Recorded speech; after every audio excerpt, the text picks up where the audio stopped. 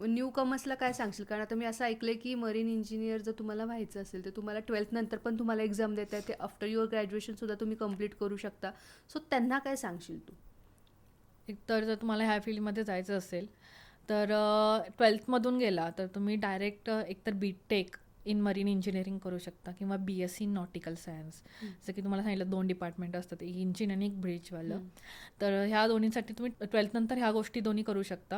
आणि तुम्हाला ग्रॅज्युएशनमध्ये जायचं असेल तर त्यासाठी पण 2 ऑप्शन आहेत. एक तर तुम्ही ॲज अ ई.टी.ओ म्हणून जाऊ शकता, की तुम्ही फक्त इलेक्ट्रिकल, इलेक्ट्रॉनिक ह्या रिलेटेड ज्या ब्रँचेस आहेत ह्यातूनच तुम्ही ह्या फील्डमध्ये जाऊ शकता ॲज अ इलेक्ट्रोटेक्निकल ऑफिसर म्हणून.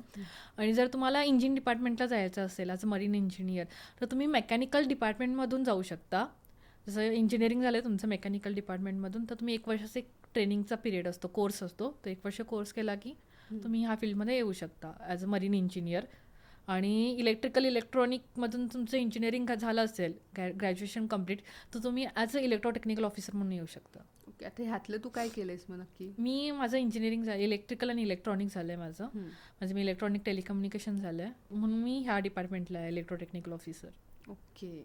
म्हणजे हा 4 महिन्याचाच कोर्स आहे. आफ्टर ग्रॅज्युएशन हा 4 महिन्याचा कोर्स असतो, तो करावा लागतो.